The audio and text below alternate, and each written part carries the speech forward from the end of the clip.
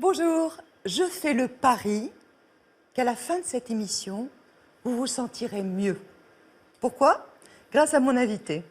En effet, l'invité qui est sur ce plateau est un homme rassurant, réconfortant. Il a une voix qui hypnotise. Boris Cyrulnik, bonjour. Bonjour. Merci d'être là. Merci d'être là. On s'est rencontrés déjà à plusieurs reprises. Pourquoi? Parce que vous nous passionnez. Vous scrutez l'âme humaine, et cela depuis bientôt 50 ans. Vous êtes le psy qui réconforte les Français. Ça nous fait extrêmement plaisir de pouvoir parler de votre nouveau livre, Ivre, paradis, bonheur héroïque, sur le mythe du héros. Alors, on a beaucoup de questions, évidemment, à vous poser. Tout d'abord, moi, je me demandais, parce que tous les psys s'accordent à dire que l'enfance, c'est une période fondatrice. Mais est-ce que, lorsque l'on rate son enfance, on rate aussi sa vie d'adulte ? Quand on rate son enfance, on est un mal parti dans l'existence. Ça ne veut pas dire qu'on rate sa vie adulte. Quand on réussit son enfance, on est un bien parti dans l'existence. Ça ne veut pas dire qu'on réussit sa vie adulte.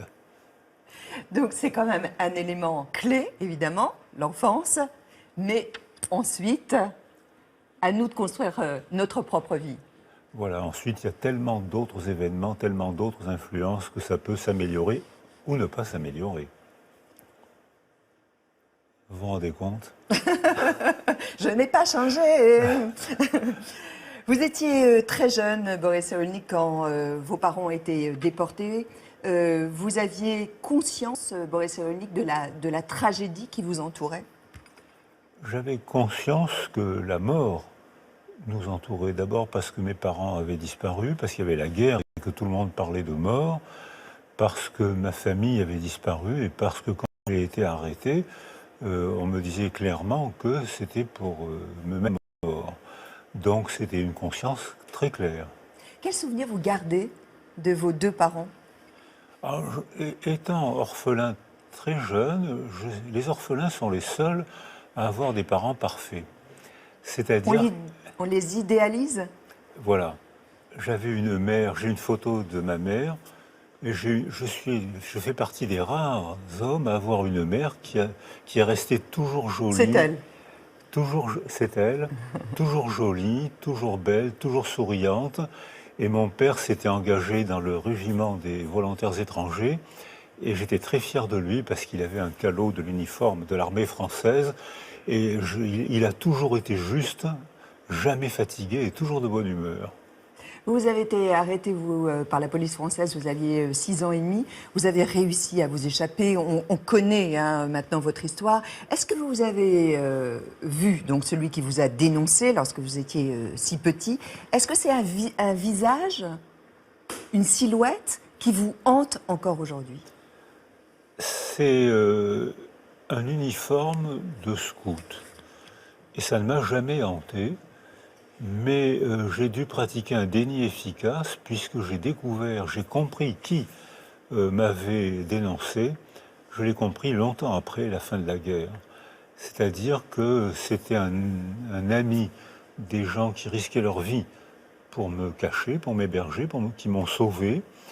Et cet ami, le fils était scout, et cet ami est venu en uniforme scout. Et c'est lui que j'ai retrouvé à la table qui orientait. Il y avait 2 tables, une table qui orientait vers la mort et l'autre vers nous orienter vers la mort. Et on savait encore moins que...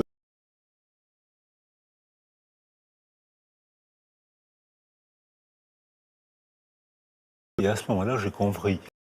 C'est lui qui m'avait dénoncé. Pourquoi? Mais parce qu'il a sursauté en me voyant. Oui, mais pourquoi vous a-t-il dénoncé? Probablement parce que j'étais juif et on a retrouvé le barème de dénonciation, 300 € pour un juif important, 50 € pour un enfant. En plus, il ne faut pas oublier que dénoncer un juif dans ce contexte-là, c'était un acte moral. C'est-à-dire que les nazis disaient héroïser ceux qui avaient le courage de dénoncer un juif, même un enfant. Donc c'était une époque un peu particulière. Alors vous parliez à l'instant d'héroïser. On va beaucoup parler des héros durant cette émission. Vous avez eu des héros durant votre enfance qui vous ont permis peut-être de renaître, en tout cas peut-être aussi de soigner vos plaies. Votre portrait par Magali Defer. On a besoin d'un héros pour se construire. Et ça vaut aussi pour vous, Boris Cyrulnik. Les héros de votre enfance vous ont inspiré, guidé, et grâce à eux, on en sait un peu plus sur votre personnalité, à commencer par le jeune héros d'Hector Malot. C'est une de mes premières lectures, et Rémi racontait mon histoire. Comme lui, vous êtes orphelin. Vos parents sont déportés à Auschwitz alors que vous n'avez que 4 ans. Ils ont disparu comme presque toute ma famille. Sans famille, vous échappez de peu à la Gestapo. De cette enfance tragique, vous en tirez une rage de comprendre la folie des hommes et popularisez le concept de résilience, vous qui en êtes un exemple vivant. On a tous notre part d'égratignure, mais il faut apprendre à en tirer parti. Pour mieux cerner les hommes, vous observez d'abord les animaux et devenez éthologue. Rien d'étonnant puisqu'enfant, vous vous rêviez en Tarzan. Quand je serai grand, j'aurai un slip en peau de bête et je sauverai les animaux. Bon, c'est un peu raté pour le slip en peau de bête. Mais vous avez rencontré votre Jane en Florence, votre épouse depuis plus de 50 ans. Et à défaut de pousser le fameux... Vous parlez couramment le goéland. Et puis vous observez l'homme que vous examinez, décodez, analysez jusqu'au moindre de ses poils. Il y a des poils de gauche et puis il y a des poils de droite. Mais surtout, comme Superman, autre héros de votre enfance, vous sauvez les âmes blessées. Pour moi, c'était comme une mission. Il fallait que je devienne médecin. Vous enfilez votre costume de super psychiatre et redonnez espoir aux Français dans vos livres, tous des best-sellers. Avec votre sourire réconfortant, votre voix sécurisante, vous rassurez et captivez. Vous ensorcelez rien qu'en agitant la langue. Ouais. Un super héros, je vous dis. Quoique, il vous reste encore à apprendre à voler. Apprendre à voler, ça c'est le rêve d'Icare. Hein. Oui, tout à fait, c'est un peu dangereux, mais effectivement, on vole. On s'imagine, on vole en imagination. Il y a des rêves de vol chez les enfants. Et quand les enfants sont contraints, presque tous les enfants rêvent qu'ils volent. Et quand j'étais emprisonné ou enfermé, je rêvais qu'en agitant les jambes très fort, on pouvait s'envoler. Et je finissais par y croire. Quelle est la chose la plus importante que vous ayez retenue, Boris Cyrulnik, de votre observation des animaux? Plus j'observe les animaux, plus je comprends les êtres humains. C'est-à-dire qu'en observant les animaux, on comprend que la parole crée un monde humain qui est à la fois merveilleux et terrifiant. Les deux en même temps. Quand j'observe les animaux, je comprends à quel point l'affectivité est fondamentale pour la survie, pour les animaux et pour les êtres humains. On a la même structure cérébrale, on a les mêmes neurohormones, on a les mêmes émotions qui ne sont pas déclenchées par les mêmes choses. Un chien n'est pas un être humain, mais je me rends compte qu'on partage énormément de choses avec les animaux. Et ce qu'on ne partage pas, c'est-à-dire le monde de l'artifice de l'outil et surtout l'artifice des mots, ça crée un monde merveilleux et ça crée aussi le monde le plus terrifiant qui soit. Oui, mais à la différence aussi des animaux, les humains savent qu'il y a une fin, qu'ils vont mourir. Alors, oui, mais on dénie bien. Hein. Papa Freud disait que la mort n'existe pas dans l'inconscient. C'est-à-dire qu'on est doué pour le déni, on est doué pour le refoulement, on s'arrange bien avec ça. Alors les animaux ne dénient pas, n'ont pas de refoulement, mais je crois qu'ils perçoivent le mort, et je crois que certains animaux qui ont un cortex très développé, proche du nôtre, commencent à se représenter la mort, c'est-à-dire quelque chose qui les inquiète. On voit des chats complètement déboussolés par un chat mort, anxieux au sens chat du terme. Ils n'ont pas de comportement adapté, ils avancent, ils reculent, ils ont des midrias, des pupilles dilatées, tous les comportements d'alerte. Mais ça, c'est la perception du mort. Alors que chez les grands singes, chez les éléphants, il y a possiblement une représentation de la mort. Parce que quand un grand singe meurt, le groupe est désorganisé pendant plusieurs semaines. Et alors, quand un éléphant meurt, l'année d'après, les éléphants reviennent fouiller, chercher l'endroit où le membre de la tribu est mort. Ils mettent des branchages, ils ont des comportements étranges et le mort n'est plus là. C'est la représentation de la mort qui commence à apparaître chez eux. La souffrance animale est au cœur des débats, notamment avec le scandale des abattoirs. Est-ce que, par exemple, comme le faisaient les autres générations, mais ça se fait aussi encore dans les campagnes, tuer le cochon, dépecer un lapin après l'avoir chassé, ébouillanter un homard, est-ce que pour vous ce sont des gestes de cruauté?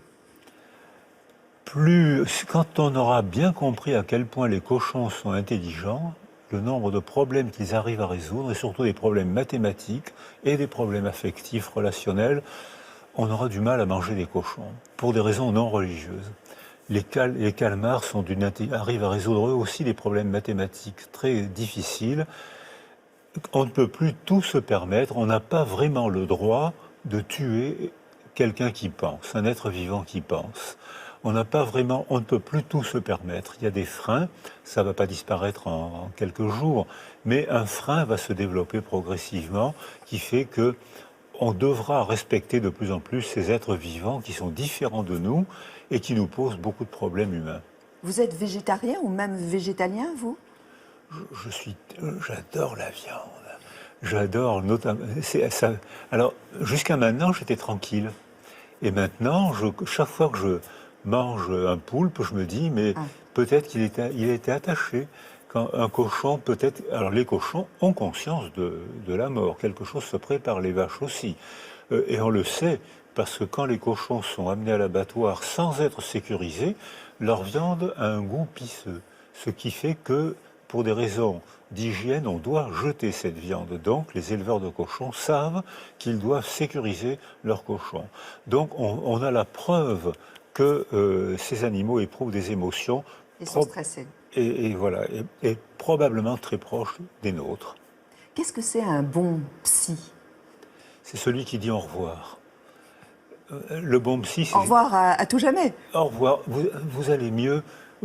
En allant mieux, vous me soignez bien. Qu'est-ce que je suis content, vous alliez mieux. Au revoir. Voilà, ça c'est le bon psy. Les attentats qui ont touché la France l'année dernière, avec la menace terroriste, avec un peu ce climat de peur, anxiogène que l'on connaît, est-ce que l'on peut parler de résilience, mais cette fois à l'échelle d'un pays? Clairement, oui. Il y a beaucoup de travaux qui sont faits par les Américains, par les Japonais, sur les résiliences collectives ou les résiliences de groupe. On sait qu'il y a des groupes agressés qui réagissent tellement mal à l'agression qu'il y aura dans ce groupe-là, il y aura un très fort pourcentage de dépression, de troubles psychologiques et de syndromes psychotraumatiques. Alors que d'autres groupes, au contraire, ont d'autres modes de réaction qu'on commence à analyser, qu'on commence à connaître, qui fait qu'on peut prévoir que dans ce groupe-là, il y aura beaucoup moins de dépression et de syndrome psychotraumatique. Donc il y a des effets de groupe, des manières de se solidariser, des manières de parler, qui fait que des groupes sont très vulnérables et restent vulnérables, donc ne déclenchent pas un processus de résilience, et d'autres groupes, au contraire, où la solidarité et la recherche de compréhension sont tellement intenses et la recherche de racines sont tellement intenses que dans ce groupe-là, il y aura très peu de troubles psychologiques. Vous êtes assez critique, Boris Cyrulnik, à l'égard des cellules psychologiques qui sont mises en place, notamment dans le cadre des attentats. Je ne dirais pas comme ça. Non, ces cellules sont un immense progrès. Je suis critique pour deux choses. Forcer les gens à parler. Il faut être présent, que les gens blessés sentent qu'il y a un soutien. Mais ils parleront quand ils auront envie de parler, quand ils seront suffisamment apaisés pour éprouver le besoin de comprendre. 2 temps, apaiser, comprendre. Je suis critique pour les cellules psychologiques où des gens sans formation disent « parlez sinon vos enfants deviendront psychotiques ». Ça ne me plaît pas. Je suis critique quand je vois que des hommes et des femmes politiques viennent faire leur marché pour montrer leur nez dans des tragédies humaines et puis ne parlent pas aux enfants blessés, ne parlent pas aux blessés et rentrent vite reprendre leur travail. Ils sont venus là pour montrer leur nez à la télévision. Voilà. Alors que le travail doit se faire, bien sûr. Maintenant, ces cellules sont très utiles, mais elles sont nécessaires et très utiles. Elles ont encore des progrès à faire, mais elles sont trop vite récupérées par des gens qui ne connaissent pas la question ou qui veulent s'en servir pour se faire connaître. Je voudrais que vous regardiez ce témoignage. Aurélie était sur ce plateau de Thé au Café il y a quelques mois. Elle a perdu son compagnon, Mathieu, dans l'attentat du Bataclan. À l'époque, elle attendait un enfant, qui est une petite fille, Thelma, et elle témoignait sur ce plateau en expliquant qu'elle refusait la notion de compassion. La compassion que vous renvoient les autres, c'est un fardeau? Oui. Oui, vraiment. C'est une des choses les plus compliquées d'ailleurs, c'est le regard des autres. C'est à la fois c'est formidable de vivre son deuil avec toute la France, et à la fois c'est très difficile d'être regardé comme la veuve et l'orphelin dans la rue, quoi. Voilà. D'autant plus quand on a ma posture à moi qui est de dire, eh bien, très bien, ça nous est arrivé, maintenant on est debout, et ça c'est très important pour moi, on est debout, on continue, et on y va vraiment, quoi. Et vraiment, j'essaye d'emmener mon fils dans quelque chose de très positif, au contraire, de dire, bon, bah maintenant on va plus rigoler, quoi, on y va franchement. Et donc quand on nous renvoie une empathie, une compassion, bon, voilà, c'est souvent à côté en plus, parce que chacun projette sa propre histoire sur la nôtre, et personne ne peut imaginer ce qu'on vit. Aurélie et son refus de la compassion et de l'empathie, vous la comprenez? Je comprends très bien son refus de la compassion, mais je suis un peu en désaccord pour son refus de l'empathie. C'est-à-dire, la compassion, un blessé n'a pas de compassion à attendre, il est blessé, il faut le soutenir, l'aider pour que c'est une relation d'aide. C'est pas du tout forcément une victime. Victime, c'est une connotation juridique. Alors que là, c'est un être humain qu'on se doit d'aider. Et pour l'aider, pour avoir envie de l'aider, il faut qu'il y ait un peu d'empathie. C'est-à-dire que les pervers n'ont aucune empathie, les psychopathes se foutent de la souffrance des autres et ils n'iront pas aider. Donc je pense que l'empathie est nécessaire pour vivre ensemble. Cherchez à comprendre ce que vous comprenez, cherchez à comprendre ce que le blessé ressent. Donc l'empathie est nécessaire, mais la compassion, c'est un peu une relation de haut en bas, c'est un peu une relation méprisante et je comprends très bien qu'elle la refuse. Quelles sont, selon vous, les bonnes raisons, en fait, de croire en l'avenir, dans le futur? C'est difficile de ne pas y croire parce que on est structuré neurologiquement pour y croire. C'est-à-dire que on est, parmi tous les êtres vivants, on est l'espèce qui a les plus gros lobes préfrontaux, qui sont le socle neurologique de l'anticipation. C'est-à-dire que quand on anticipe, on cherche à imaginer ce qui nous attend. Quand je serai grand, je serai fort. Quand je serai grand, j'aurai un diplôme, je visiterai la planète. Moi, quand j'étais enfant, je disais, quand je serai grand, je serai musclé comme Tarzan, j'aurai un slip en peau de bête et je rencontrerai Jane. Et cette anticipation, c'était un rêve, mais qui m'a sauvé, qui m'a protégé. C'est difficile aujourd'hui, mais demain, il va se passer, je vais rencontrer Jane, je vais rencontrer des gens, et ça va bien se passer. Et ça s'est pas mal passé. Alors vous aussi, vous aimez la beauté du paysage, la beauté de la mer, vous êtes très attiré par la mer. Quand on connaît Boris Cyrulnik, on sait qu'il aime les pointus, qu'il aime les bateaux, voilà, que c'est quelque chose de très important, effectivement, dans votre personne. Vous habitez, en plus, dans un lieu magique, au bord de la Méditerranée. On est allé vous rencontrer, vous nous avez accueillis chez vous, à la Seine-sur-Mer. Magali Defer et Benoît Ruiz étaient avec vous. Bonjour, entrez. Ça fait 30 ans que j'habite ici, une maison au bord de l'eau, qu'on a retapée. On a soulevé les parpaings, on a fait la peinture, ce qui fait que pendant 2 ans, on a été d'une beauté physique extraordinaire et je ne recommencerai jamais de ma vie. Vous avez les tableaux de ma femme, le piano de mon fils, qui est musicien. Et vous avez ici un dispositif inspiré par Papa Freud, mon père spirituel, où il mettait des tapis sur les murs, des tapis sur le divan et des tapis par terre. Donc je fais mon petit Freud. Je suis bien entouré par des photos et par des livres. Les escaliers, le grenier sont devenus une annexe de la bibliothèque et ça permet de faire des efforts physiques en même temps pour aller chercher les livres. Donc c'est la tête et les jambes. Alors ici, c'est là où je passe l'essentiel de mon temps, c'est-à-dire la solitude que j'aime bien, l'austérité du travail que j'aime bien. Quand on est seul, on plonge, on va rechercher les auteurs, on va rechercher des souvenirs. C'est une solitude peuplée. J'ai tous mes livres à portée de la main. Et puis voilà, il y a mes idées à moi ici. Le contenu de ma tête concernant les livres, il est dans ces casiers. Quand je voyage dans l'avion, dans le train, je prends des notes. Même après notre discussion, je prendrai sûrement 2-3 fiches que je vais classer. Les idées s'accumulent. Et un jour, j'en ai besoin, toc, toc, toc, comme sur un ordinateur.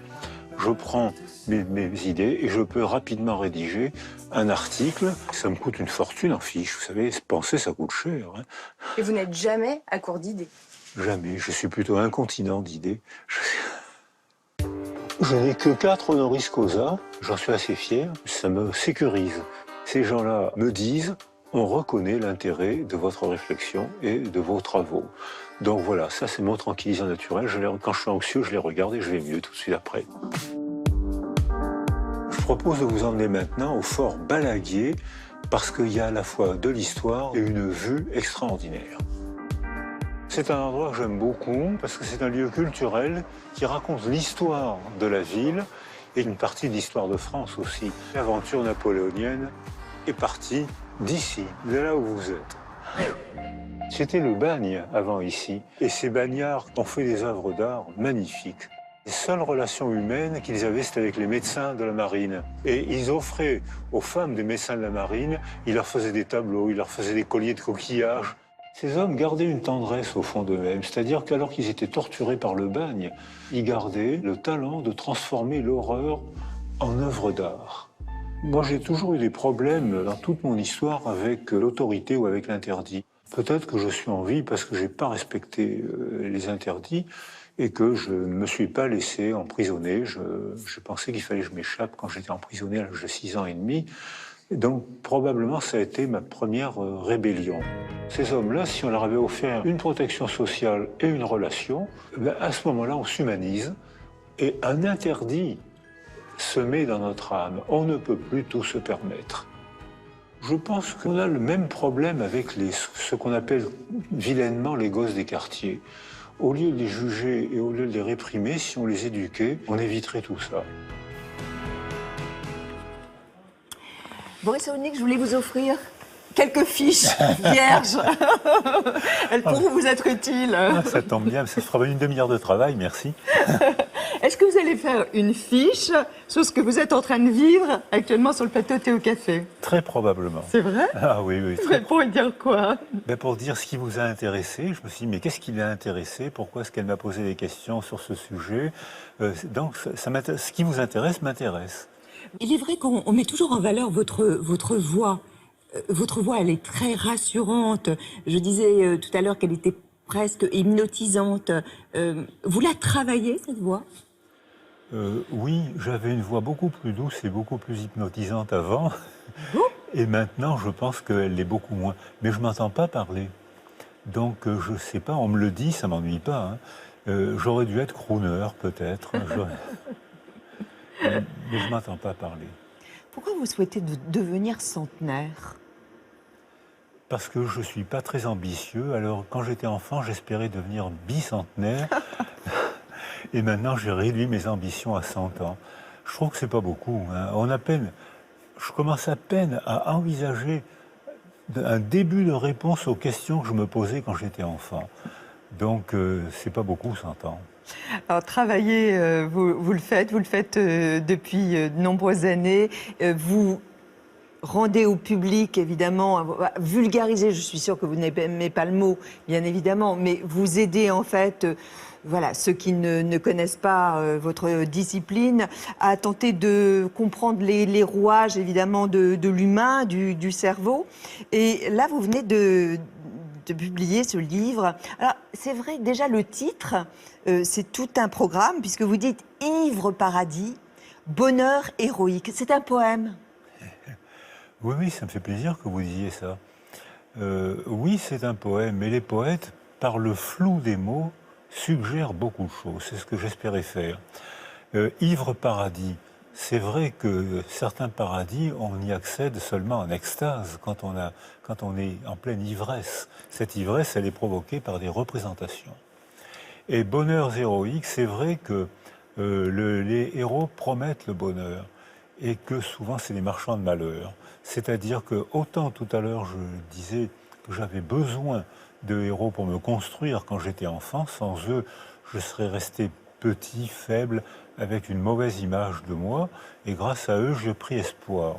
Et autant il est nécessaire d'avoir des héros, autant il est parfois dangereux de se laisser embarquer par certains héros. Alors on a voulu savoir, Ce que les personnes qui sont dans la rue, c'était vraiment le hasard de la rencontre. C'était dans votre région, dans le Var. Et on a interrogé quelques personnes. Magali Defer leur a demandé, alors, un héros, quelle est votre définition? Qui sont-ils?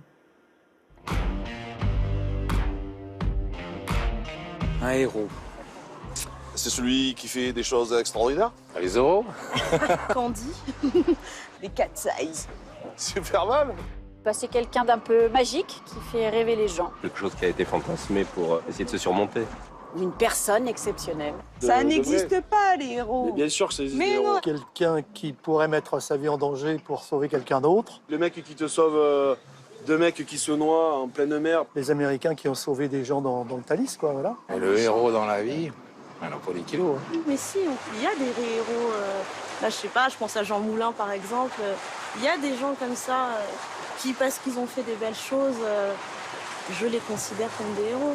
Quelqu'un comme Napoléon, pour moi, c'est un héros. C'est quelqu'un qui va défendre une noble cause, qui va prendre le flambeau, qui va descendre l'intérêt général et qui va défendre une cause et qui va faire tout ce qu'il peut pour y arriver. Gandhi, c'est un héros, mais dans le fond, c'est un symbole. Eux, ils se considéraient pas comme héros, je pense. Ils se considéraient juste qu'ils faisaient leur devoir. Et en fait, c'est l'histoire qui a fait que ce sont des héros. Un vrai héros, il est plutôt anonyme d'ailleurs. Peut-être que nous, un jour, on sera peut-être appelés à faire un acte héroïque, pourquoi pas? Tout le monde peut devenir un héros? Non, je pense que les héros existent dans les récits, ça a été bien dit d'ailleurs. Hein. C'est quelqu'un qui fait des choses exceptionnelles. Donc un surhomme. Oui, alors non, c'est pas un surhomme. Le surhomme, il est plus quelque chose, alors que le héros, c'est quelqu'un qui, comme moi, ou comme nous tous, a été blessé et s'est remis à vivre quand même. Donc le héros est plus proche de l'esprit de la résilience, alors que le surhomme, c'est plutôt celui qui est supérieur aux autres. Alors Qui est invulnérable. Et le surhomme est invulnérable, alors que le héros est vulnéré, c'est-à-dire il est blessé par définition. Quelqu'un disait aussi dans ce petit sujet, les sauveurs du Thalys, ils évoquaient aussi l'Asana Bathily, qu'on pourrait aussi évoquer dans l'hypercacheur, qui a caché justement des otages. Qu'est-ce que ces personnes, en fait, de Boris Cyrulnik, ont de plus? Alors je pense que ceux qui ont eu un comportement héroïque ne se sentaient pas héros. Pas plus, c'est un Somalien qui a caché... Un Malien. Il ne voulait pas être un héros. Il était humain, comme Germaine Tillion. Même réaction. Elle voulait simplement être humaine. Et elle disait, Germaine Tillion disait, je ne supporte pas de voir ça, donc je réagis humainement. Comme l'a fait ce Malien qui a dit, je ne peux pas voir tuer des gens qui ne m'ont rien fait, donc puisque j'ai la possibilité de les protéger, je vais les protéger. Mais je ne suis pas un héros, je suis au contraire un être humain parfaitement normal. Et c'est après, dans les récits, qu'on peut en faire des héros. Ça a été dit aussi par mes amis du Var, ça a été dit, c'est dans le récit qu'on héroïse les gens. Certaines personnes ont fait des actes fantastiques, d'un courage et d'une utilité extraordinaire, on n'en parle pas. On ne sait pas que ce sont des héros, et d'autres, au contraire, ont fait des petites performances, et le récit les a transformés en gloire et en mythe. Alors, les djihadistes ont le sentiment aussi de mourir en héros. Ils ne sont, dites-vous, que des anti-héros, des héros négatifs, des pantins déstructurés. Oui, ils sont, la plupart, c'est-à-dire que dans ces enfants, ces adolescents, ces jeunes, qui se laissent embarquer par une croyance, on a les études qui ont été faites. 40% sont des enfants de chrétiens, de familles bien élevées, des enfants bien élevés. 40% sont des familles, de gentilles familles musulmanes qui font leur travaillent bien à l'école, apprennent un métier et deviennent un gentil français. 1% sont des enfants de juifs. 19% sont des enfants de familles sans Dieu. La plupart de ces enfants de ces familles s'occupent bien de ces enfants. Qu'est-ce qu'on en conclut? Et le recensement sur 8400 adolescents recensés, il y a 100 psychopathes. Presque pas. C'est 100 pour moi, psychopathe, c'est même pas psychiatrique, c'est carence éducative grave, c'est déculturation grave. On n'apprend pas à parler, on n'apprend pas l'empathie qui permet de visiter, de découvrir le monde des autres. 100 sur 8400. Et ces jeunes-là sont des gogos, ils sont exploités, ils sont escroqués par des gens qui en font des armes bon marché et qui leur font commettre des actes terroristes. C'est vraiment des enfants qui ont été escroqués par une idéologie qu'ils ne connaissent pas. Je pense que dans ces tragédies qui touchent plusieurs milliers d'enfants, d'adolescents en France, la plupart ont eu des gentilles familles. La forte majorité a eu des gentilles familles où le père était présent. Mais c'est une défaillance culturelle qui fait que ces enfants ont été privés d'initiation. Ils n'ont pas été accueillis par la culture. Toutes les cultures ont inventé des rites de passage. Toutes les cultures ont inventé un mode d'accueil. Tu as 13 ans, tais-toi, t'es un enfant. Tu as 14 ans, t'es plus un enfant, t'es pas un adulte, alors on va t'emmener dans la forêt. Et dans la forêt, tu auras peur parce qu'il y aura des lions, il y aura des sorciers, mais on ne va pas t'abandonner. Notre culture va te dire les mots magiques, les gestes, les danses qu'il faut faire pour triompher du lion, pour triompher du sorcier, pour être plus fort que la mort.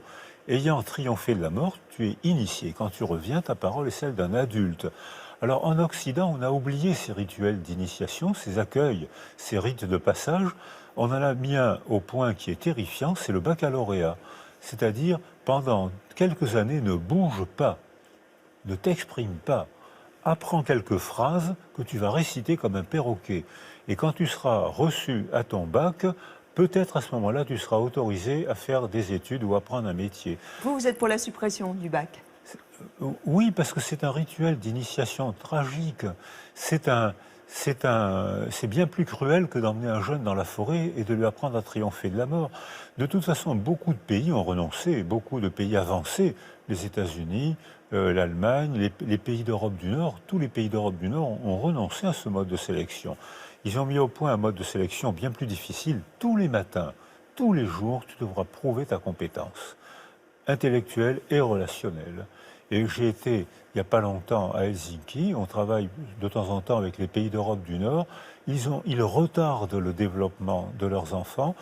Et après l'équivalent du bac, ils ont une année sabbatique. Et les enfants, les adolescents reviennent, ils ont eu peur. Ils ont été dans un pays étranger, ils n'ont pas été abandonnés, ils ont été entourés par la carte de crédit de maman et de papa, par un système qui les protège un peu. Mais quand ils reviennent, ils ont triomphé de la mort. Ils sont fiers d'eux. Et ces enfants-là, quand ils s'inscrivent dans des études, il y a très peu d'échecs. Alors que ceux qui s'inscrivent n'importe où pour prendre une place, il y a beaucoup d'échecs. Donc je pense que là, c'est pas des familles qui sont défaillantes, c'est la culture qui est défaillante. Et c'est nécessairement l'éducation nationale? Non, je pense qu'on est on devrait être tous artisans de la culture. L'éducation nationale, oui, c'est elle qui valide les diplômes, qui reconnaît, qui fait les grandes structures. Mais je pense qu'une association de quartier, un club de football minable, un orchestre médiocre ont une fonction d'acculturation très efficace et très grande. On se rencontre, on parle, on produit de la beauté, on est amis, on tisse des liens, on se dispute. C'est la vie humaine. On est tous impliqués dans la culture. Ça ne doit pas seulement tomber du ciel. Si vous voulez bien, Boris Cyrulnik, vous connaissez bien l'émission. C'est le moment de se retrouver dos à dos.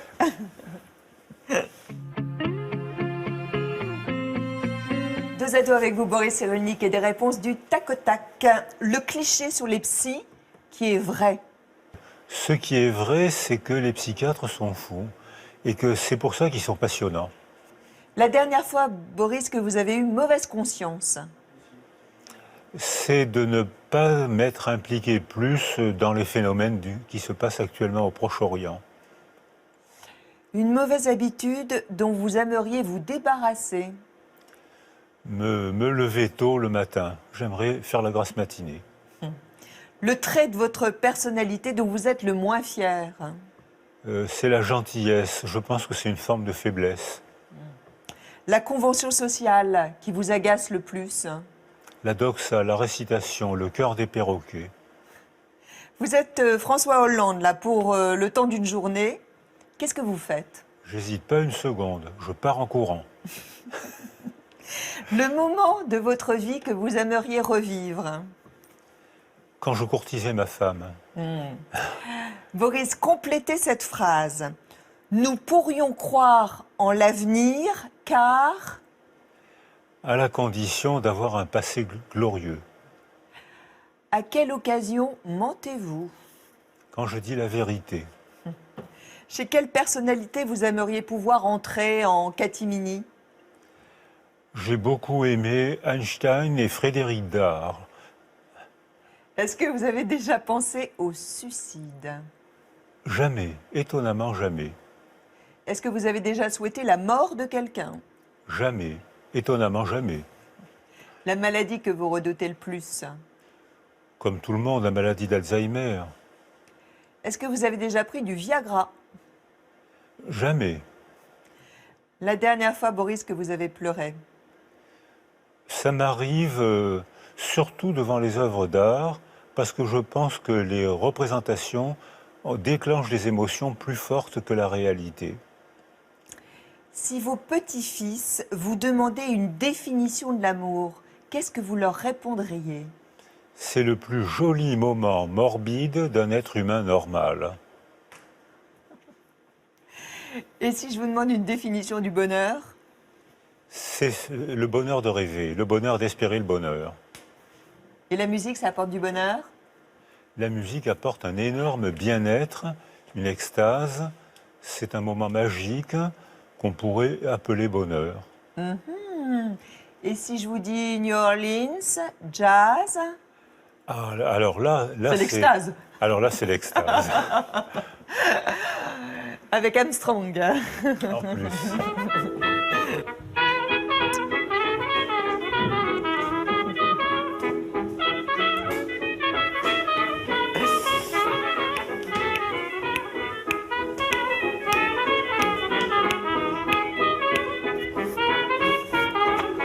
C'est pas magique, ça?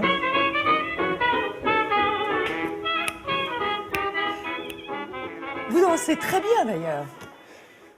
Ça m'est ouais. arrivé. Oui, oui, même sur ce plateau, vous avez dansé. Vous continuez? Beaucoup moins maintenant. Beaucoup moins? Eh oui. Oui. Maintenant, je regarde les autres danser. Je voulais remercier la personne qui expose sur le plateau de Thé au Café aujourd'hui. Il s'agit de Marek Chéné. Il expose jusqu'au 28 mai à la galerie Akié Arici. Sa mère est polonaise, tout comme la vôtre.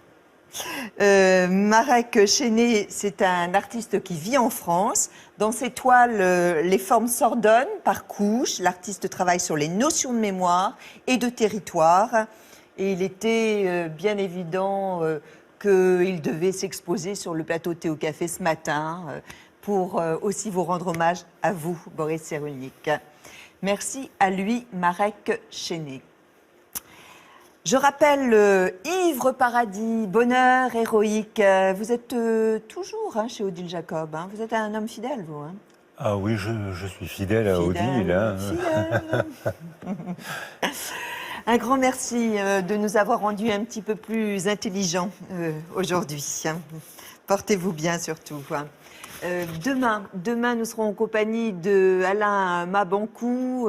C'est un professeur en Californie, mais aussi depuis cette année au Collège de France. C'est un écrivain africain, franco-congolais, un homme passionnant. Et puis Charles-Élie Couture viendra aussi faire un petit tour sur le plateau aussi demain. Donc ne ratez pas dès 7h, Thé ou Café. Cette émission consacrée à Boris Cyrulnik, elle est rediffusée cette nuit. Vous pouvez la revoir en replay aussi sur plus.fr, sur notre site France 2 et puis également sur notre chaîne YouTube. Passez une très très très bonne journée, portez-vous bien, profitez de la lumière. Elle est longue, la lumière, maintenant, jusqu'à 21h au moins, on a de la lumière. Ah oui. C'est pas désagréable. Mais Et puis vous dites bonjour à la mer Méditerranée pour nous? Oui, je vérifie toujours si elle est à sa place. Merci, merci, c'est toujours un vrai plaisir. Merci de m'avoir invité. Bonne journée, à demain. À demain. À demain, allez, à demain.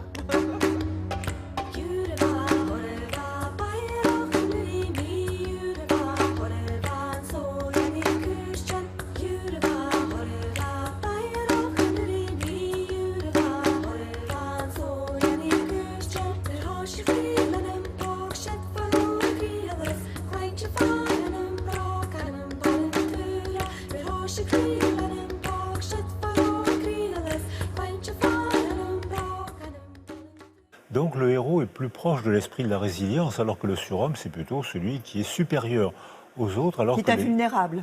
Et le surhomme est invulnérable, alors que le héros est vulnéré, c'est-à-dire il est blessé par définition. Quelqu'un disait aussi dans ce petit sujet, les sauveurs du Thalys, ils évoquaient aussi l'Asana Bathily, qu'on pourrait aussi évoquer dans l'hypercacheur, qui a caché justement des otages. Qu'est-ce que ces personnes, en fait, de Boris Cyrulnik, ont de plus ? Alors je pense que ceux qui ont eu un comportement héroïque ne se sentaient pas héros. Pas plus, c'est un Somalien qui a caché... Un Malien. Il ne voulait pas être un héros. Il était humain, comme Germaine Tillion. Même réaction. Elle voulait simplement être humaine. Et Germaine Tillion disait, je ne supporte pas de voir ça, donc je réagis humainement. Comme l'a fait ce Malien qui a dit, je ne peux pas voir tuer des gens qui ne m'ont rien fait, donc puisque j'ai la possibilité de les protéger, je vais les protéger. Mais je ne suis pas un héros, je suis au contraire un être humain parfaitement normal. Et c'est après, dans les récits, qu'on peut en faire des héros. Ça a été dit aussi par mes amis du Var, ça a été dit, c'est dans le récit qu'on héroïse les gens. Certaines personnes ont fait des actes fantastiques, d'un courage et d'une utilité extraordinaire, on n'en parle pas. On ne sait pas que ce sont des héros. Et d'autres, au contraire, ont fait des petites performances et le récit les a transformés en gloire et en mythe. Alors, les djihadistes ont le sentiment aussi de mourir en héros. Ils ne sont, dites-vous, que des anti-héros, des héros négatifs, des pantins déstructurés. Oui, ils sont la plupart... C'est-à-dire que dans ces enfants, ces adolescents, ces jeunes qui se laissent embarquer par une croyance, on a les études qui ont été faites. 40% sont des enfants de chrétiens, de familles bien élevées, des enfants bien élevés. 40% sont des familles, de gentilles familles musulmanes qui font leur travaillent bien à l'école, apprennent un métier et deviennent un gentil français. 1% sont des enfants de juifs. 19% sont des enfants de familles sans Dieu.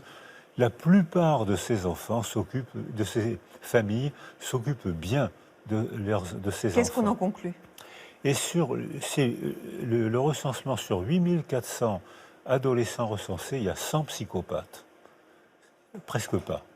C'est 100 pour moi, psychopathe, c'est même pas psychiatrique. C'est carence éducative grave. C'est déculturation grave.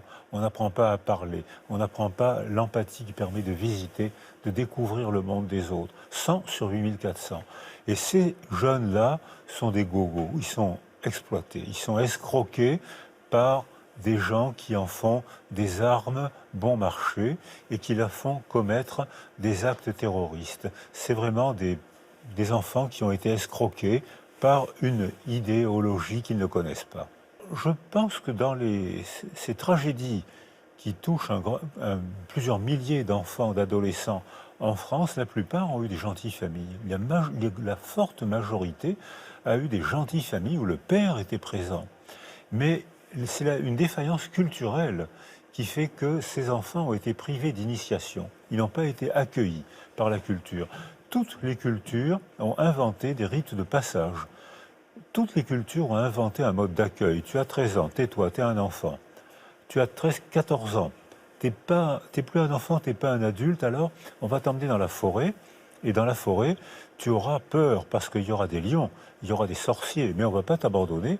Notre culture va te dire les mots magiques, les gestes, les danses qu'il faut faire pour triompher du lion, pour triompher du sorcier, pour être plus fort que la mort. Ayant triomphé de la mort, tu es initié. Quand tu reviens, ta parole est celle d'un adulte. Alors en Occident, on a oublié ces rituels d'initiation, ces accueils, ces rites de passage. On en a mis un au point qui est terrifiant, c'est le baccalauréat. C'est-à-dire, pendant quelques années, ne bouge pas, ne t'exprime pas. Apprends quelques phrases que tu vas réciter comme un perroquet. Et quand tu seras reçu à ton bac, peut-être à ce moment-là, tu seras autorisé à faire des études ou à apprendre un métier. Vous êtes pour la suppression du bac? Oui, parce que c'est un rituel d'initiation tragique. C'est bien plus cruel que d'emmener un jeune dans la forêt et de lui apprendre à triompher de la mort. De toute façon, beaucoup de pays ont renoncé, beaucoup de pays avancés, les États-Unis, l'Allemagne, les pays d'Europe du Nord, tous les pays d'Europe du Nord ont renoncé à ce mode de sélection. Ils ont mis au point un mode de sélection bien plus difficile. Tous les matins, tous les jours, tu devras prouver ta compétence intellectuelle et relationnelle. Et j'ai été, il n'y a pas longtemps, à Helsinki. On travaille de temps en temps avec les pays d'Europe du Nord. Ils retardent le développement de leurs enfants. Et après l'équivalent du bac, ils ont une année sabbatique. Et les enfants, les adolescents reviennent, ils ont eu peur. Ils ont été dans un pays étranger, ils n'ont pas été abandonnés, ils ont été entourés par la carte de crédit de maman et de papa, par un système qui les protège un peu. Mais quand ils reviennent, ils ont triomphé de la mort. Ils sont fiers d'eux. Et ces enfants-là, quand ils s'inscrivent dans des études, il y a très peu d'échecs. Alors que ceux qui s'inscrivent n'importe où pour prendre une place, il y a beaucoup d'échecs. Donc je pense que là, c'est pas les familles qui sont défaillantes, c'est la culture qui est défaillante. Et c'est nécessairement l'éducation nationale? Non, je pense qu'on est tous, on devrait être tous artisans de la culture. L'éducation nationale, oui, c'est elle qui valide les diplômes, qui reconnaît, qui fait les grandes structures. Mais je pense qu'une association de quartier, un club de football minable, un orchestre médiocre ont une fonction d'acculturation très efficace et très grande. On se rencontre, on parle, on produit de la beauté, on est amis, on tisse des liens, on se dispute. C'est la vie humaine. On est tous impliqués dans la culture. Ça ne doit pas seulement tomber du ciel. Si vous voulez bien, Boris Cyrulnik, vous connaissez bien l'émission. Je ne dirais pas comme ça. Non, ces cellules sont un immense progrès. Je suis critique pour deux choses. Forcer les gens à parler. Il faut être présent, que les gens blessés sentent qu'il y a un soutien. Mais ils parleront quand ils auront envie de parler, quand ils seront suffisamment apaisés pour éprouver le besoin de comprendre. 2 temps, apaiser, comprendre. Je suis critique pour les cellules psychologiques où des gens sans formation disent « parlez sinon vos enfants deviendront psychotiques ». Ça ne me plaît pas. Je suis critique quand je vois que des hommes et des femmes politiques viennent faire leur marché pour montrer leur nez dans des tragédies humaines et puis ne parlent pas aux enfants blessés, ne parlent pas aux blessés et rentrent vite reprendre leur travail. Ils sont venus là pour montrer leur nez à la télévision. Voilà. Alors que le travail doit se faire, bien sûr. Non, ces cellules sont très utiles, mais elles sont nécessaires et très utiles. Elles ont encore des progrès à faire, mais elles sont trop vite récupérées par des gens qui ne connaissent pas la question ou qui veulent s'en servir pour se faire connaître. Je voudrais que vous regardiez ce témoignage. Aurélie était sur ce plateau de Thé au Café il y a quelques mois. Elle a perdu son compagnon, Mathieu, dans l'attentat du Bataclan. À l'époque, elle attendait un enfant, qui est une petite fille, Thelma, et elle témoignait sur ce plateau en expliquant qu'elle refusait la notion de compassion. La compassion que vous renvoient les autres, c'est un fardeau? Oui. Oui, vraiment. C'est une des choses les plus compliquées d'ailleurs, c'est le regard des autres. À la fois, c'est formidable de vivre son deuil avec toute la France, et à la fois, c'est très difficile d'être regardé comme la veuve et l'orphelin dans la rue, quoi. Voilà. D'autant plus quand on a ma posture à moi, qui est de dire, eh bien, très bien, ça nous est arrivé, maintenant on est debout, et ça c'est très important pour moi, on est debout, on continue, et on y va vraiment, quoi. Et vraiment, j'essaye d'emmener mon fils dans quelque chose de très positif, au contraire, de dire, bon, bah maintenant on va plus rigoler, quoi. On y va franchement. Et donc quand on nous renvoie une empathie, une compassion, bon voilà, c'est souvent à côté en plus parce que chacun projette sa propre histoire sur la nôtre et personne ne peut imaginer ce qu'on vit. Aurélie et son refus de la compassion et de l'empathie, vous la comprenez? Je comprends très bien son refus de la compassion, mais je suis un peu en désaccord pour son refus de l'empathie. C'est-à-dire, La compassion, un blessé n'a pas de compassion à attendre, il est blessé. Il faut le soutenir, l'aider pour que c'est une relation d'aide. C'est pas du tout forcément une victime. Victime, c'est une connotation juridique. Alors que là, c'est un être humain qu'on se doit d'aider. Pour l'aider, pour avoir envie de l'aider, il faut qu'il y ait un peu d'empathie. C'est-à-dire que les pervers n'ont aucune empathie. Les psychopathes se foutent de la souffrance des autres et ils n'iront pas aider. Donc je pense que l'empathie est nécessaire pour vivre ensemble. Cherchez à comprendre ce que vous comprenez. Cherchez à comprendre ce que le blessé ressent. Donc l'empathie est nécessaire. Mais la compassion, c'est un peu une relation de haut en bas. C'est un peu une relation méprisante et je comprends très bien qu'elle la refuse. Quelles sont, selon vous, les bonnes raisons, en fait, de croire en l'avenir, dans le futur? C'est difficile de ne pas y croire parce que on est structuré neurologiquement pour y croire.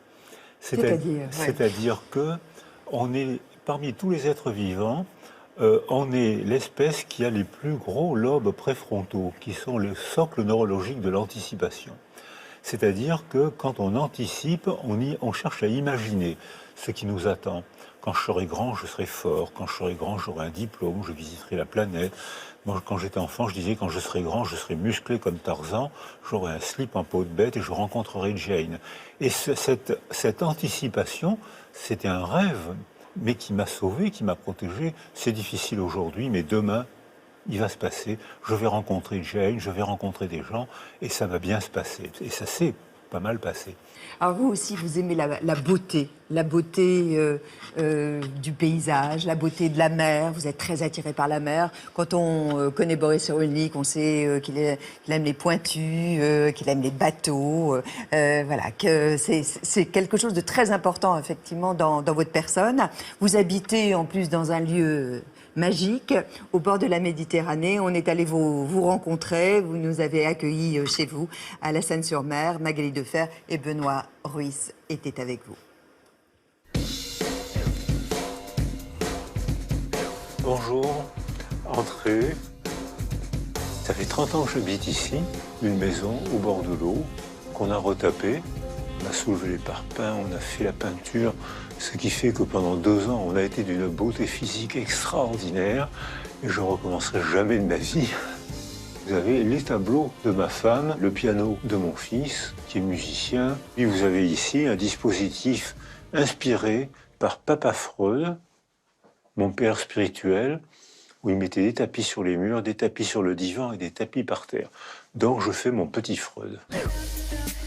Je suis bien entouré par des photos et par des livres.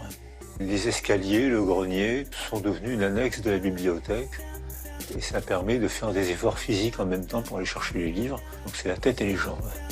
Alors ici, c'est là où je passe l'essentiel de mon temps, c'est-à-dire la solitude que j'aime bien, l'austérité du travail que j'aime bien. Quand on est seul, on plonge, on va rechercher les auteurs, on va rechercher des souvenirs. C'est une solitude peuplée. J'ai tous mes livres à portée de la main et puis voilà, il y a mes idées à moi ici. Le contenu de ma tête concernant les livres, il est dans ces casiers. Quand je voyage dans l'avion, dans le train, je prends des notes. Même après notre discussion, je prendrai sûrement 2-3 fiches que je vais classer. Les idées s'accumulent. Et un jour, j'en ai besoin, tac, tac, tac, comme sur un ordinateur. Je prends mes idées et je peux rapidement rédiger un article. Ça me coûte une fortune en fiches. Vous savez, penser, ça coûte cher. Hein. Et vous n'êtes jamais à court d'idées? Jamais. Je suis plutôt incontinent d'idées. Je n'ai que 4 honoris causa. J'en suis assez fier. Ça me sécurise. Ces gens-là me disent « On reconnaît l'intérêt de votre réflexion et de vos travaux. » Donc voilà, ça c'est mon tranquillisant naturel. Quand je suis anxieux, je les regarde et je vais mieux tout de suite après. Je propose de vous emmener maintenant au fort Balaguier parce qu'il y a à la fois de l'histoire et une vue extraordinaire. C'est un endroit que j'aime beaucoup parce que c'est un lieu culturel qui raconte l'histoire de la ville et une partie de l'histoire de France aussi. L'aventure napoléonienne est partie d'ici, de là où vous êtes. C'était le bagne avant ici. Et ces bagnards ont fait des œuvres d'art magnifiques. Les seules relations humaines qu'ils avaient, c'était avec les médecins de la marine. Et ils offraient aux femmes des médecins de la marine, ils leur faisaient des tableaux, ils leur faisaient des colliers de coquillages.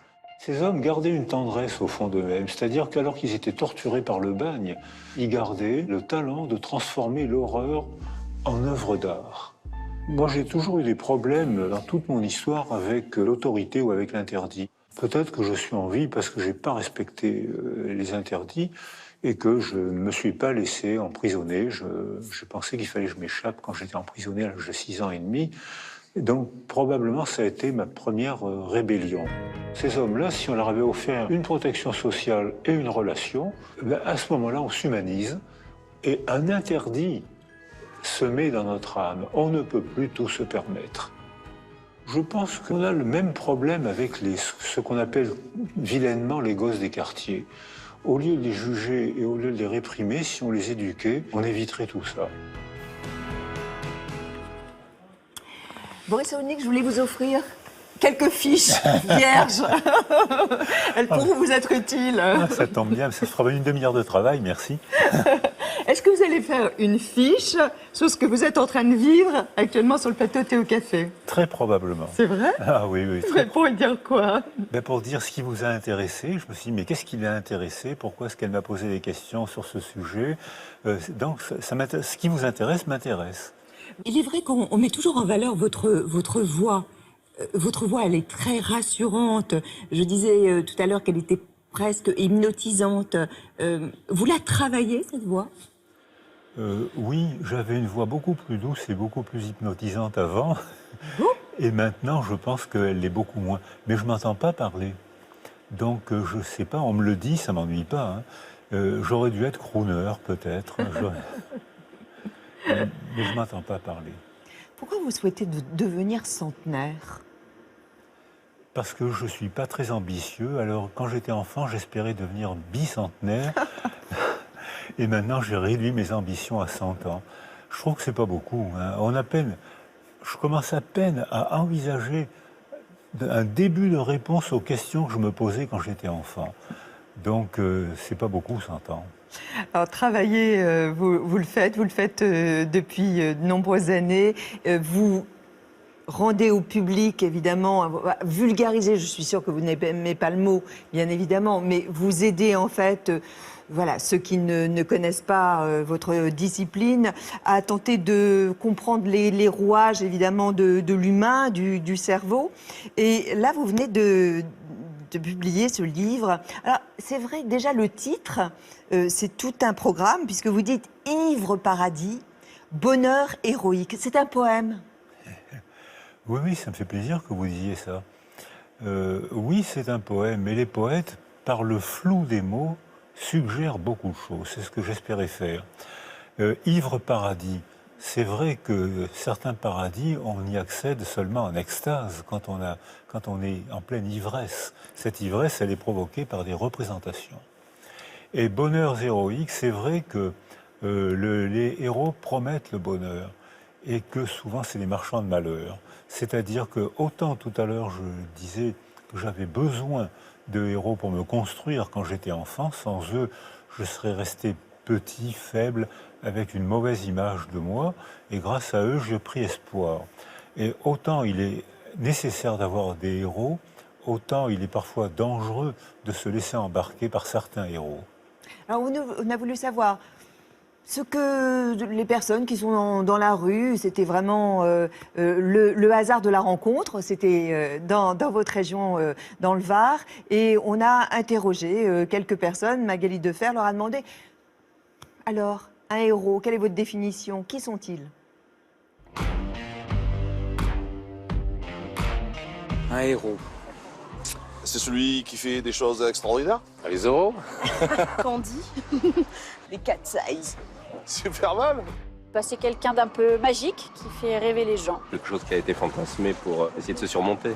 Une personne exceptionnelle. Ça n'existe pas, les héros. Mais bien sûr que c'est des Mais héros. non. Quelqu'un qui pourrait mettre sa vie en danger pour sauver quelqu'un d'autre. Le mec qui te sauve, deux mecs qui se noient en pleine mer. Les Américains qui ont sauvé des gens dans le Thalys, quoi, voilà. Et le héros dans la vie, alors pour les kilos. Hein. Mais si, il y a des héros.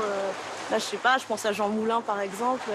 Il y a des gens comme ça qui, parce qu'ils ont fait des belles choses, je les considère comme des héros. Quelqu'un comme Napoléon, pour moi, c'est un héros. C'est quelqu'un qui va défendre une noble cause, qui va prendre le flambeau, qui va descendre l'intérêt général et qui va défendre une cause et qui va faire tout ce qu'il peut pour y arriver. Gandhi, c'est un héros, mais dans le fond, c'est un symbole. Eux, ils ne se considéraient pas comme héros, je pense. Ils se considéraient juste qu'ils faisaient leur devoir.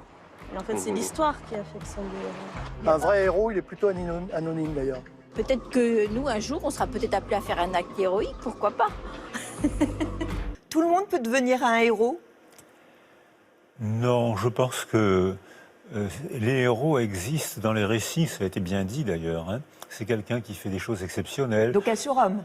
Oui, alors non, c'est pas un surhomme. Le surhomme, il est plus quelque chose, alors que le héros, c'est quelqu'un qui, comme moi, ou comme nous tous, a été blessé et s'est remis à vivre quand même. Superman, autre héros de votre enfance, vous sauvez les âmes blessées. Pour moi, c'était comme une mission. Il fallait que je devienne médecin.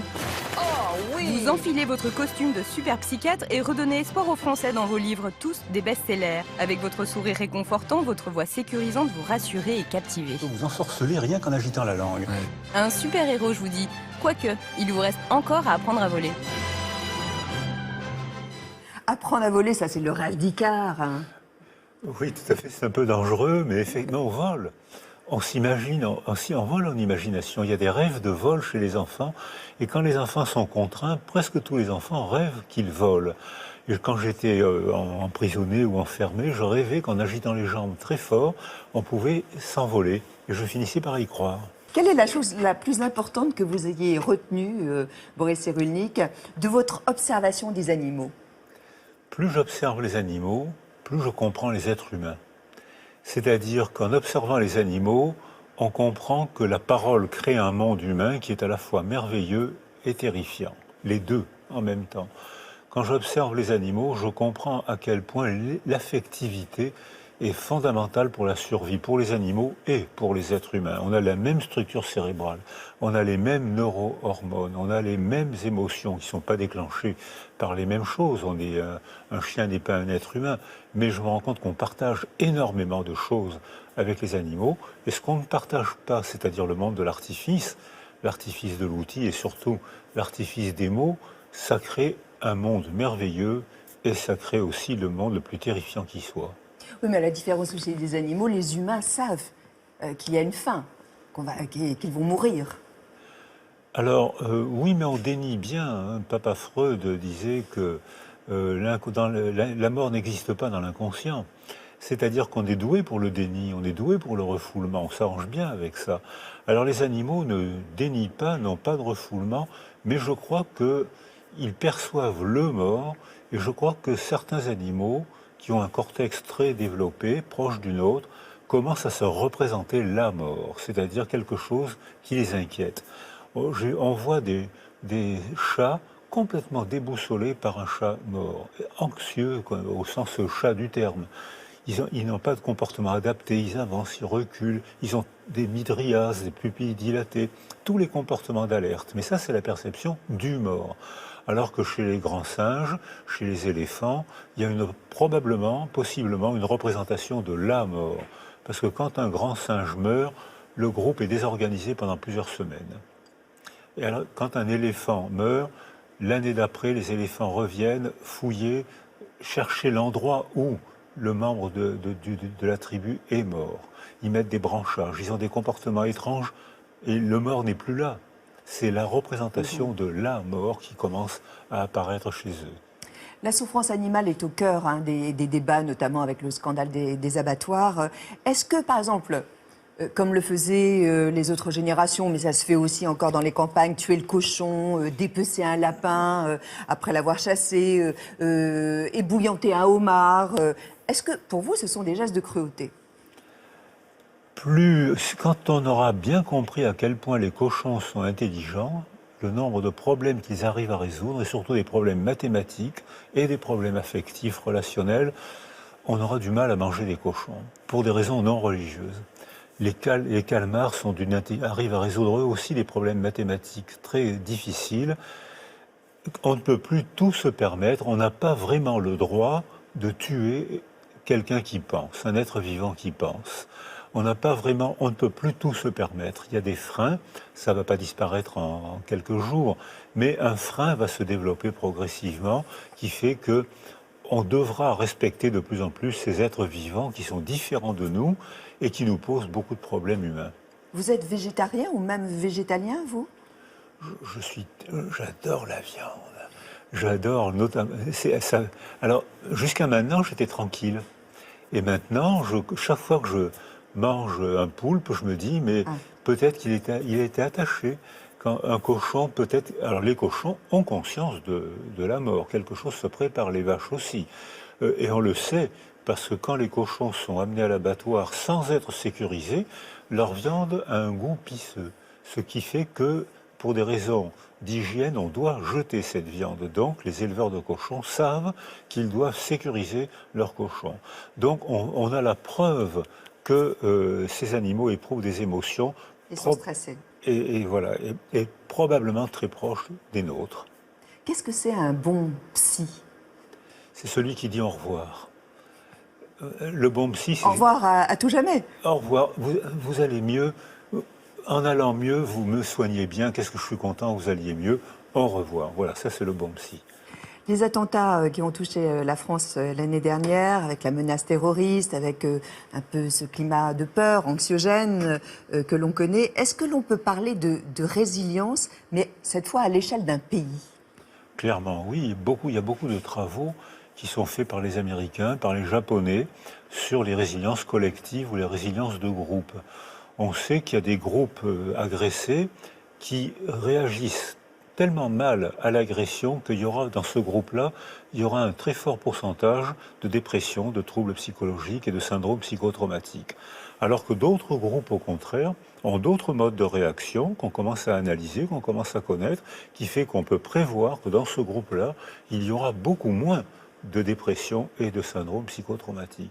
Donc il y a des effets de groupe, des manières de se solidariser, des manières de parler, qui fait que des groupes sont très vulnérables et restent vulnérables, donc ne déclenchent pas un processus de résilience, et d'autres groupes, au contraire, où la solidarité et la recherche de compréhension sont tellement intenses et la recherche de racines sont tellement intenses que dans ce groupe-là, il y aura très peu de troubles psychologiques. Vous êtes assez critique, Boris Cyrulnik, à l'égard des cellules psychologiques qui sont mises en place, notamment dans le cadre des attentats.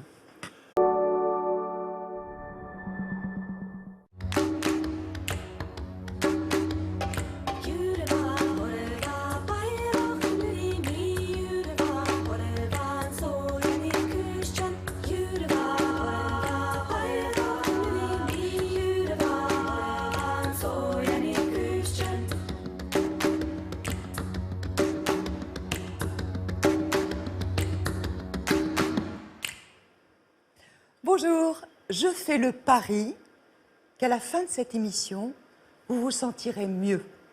Pourquoi? Grâce à mon invité. En effet, l'invité qui est sur ce plateau est un homme rassurant, réconfortant. Il a une voix qui hypnotise. Boris Cyrulnik, bonjour. Bonjour. Merci d'être là.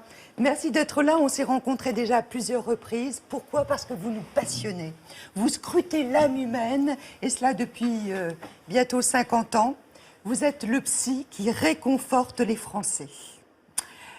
Donc, ça nous fait extrêmement plaisir de pouvoir parler de votre nouveau livre, Ivre, paradis, bonheur héroïque, sur le mythe du héros. Alors, on a beaucoup de questions, évidemment, à vous poser. Tout d'abord, moi, je me demandais, parce que tous les psys s'accordent à dire que l'enfance, c'est une période fondatrice. Mais est-ce que, lorsque l'on rate son enfance, on rate aussi sa vie d'adulte ? Quand on rate son enfance, on est un mal parti dans l'existence. Ça ne veut pas dire qu'on rate sa vie adulte. Quand on réussit son enfance, on est un bien parti dans l'existence. Ça ne veut pas dire qu'on réussit sa vie adulte. Donc c'est quand même un élément clé, évidemment, l'enfance. Mais ensuite, à nous de construire notre propre vie. Voilà, ensuite, il y a tellement d'autres événements, tellement d'autres influences que ça peut s'améliorer ou ne pas s'améliorer. Vous vous rendez compte? Je n'ai pas changé. Vous étiez très jeune, Boris Cyrulnik, quand vos parents étaient déportés. Vous aviez conscience, Boris Cyrulnik, de la tragédie qui vous entourait? J'avais conscience que la mort nous entourait. D'abord parce que mes parents avaient disparu, parce qu'il y avait la guerre et que tout le monde parlait de mort, parce que ma famille avait disparu et parce que quand j'ai été arrêté, on me disait clairement que c'était pour me mettre mort. Donc c'était une conscience très claire. Quel souvenir vous gardez de vos deux parents? Alors, étant orphelin très jeune, les orphelins sont les seuls à avoir des parents parfaits. C'est-à-dire... On les idéalise? Voilà.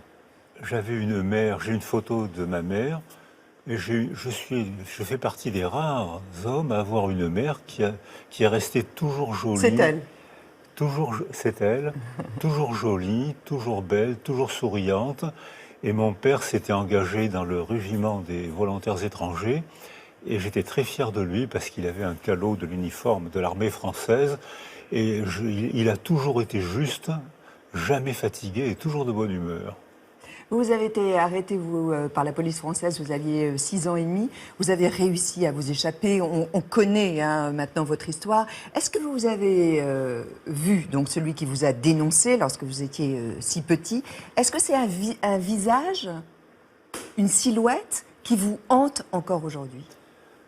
C'est un uniforme de scout. Et ça ne m'a jamais hanté. Mais j'ai dû pratiquer un déni efficace puisque j'ai compris qui m'avait dénoncé. Je l'ai compris longtemps après la fin de la guerre. C'est-à-dire que c'était un ami des gens qui risquaient leur vie pour me cacher, pour m'héberger, qui m'ont sauvé. Et cet ami, le fils était scout, et cet ami est venu en uniforme scout. Et c'est lui que j'ai retrouvé à la table qui orientait. Il y avait 2 tables, une table qui orientait vers la mort et l'autre nous orientait vers la mort. Et on savait encore moins que...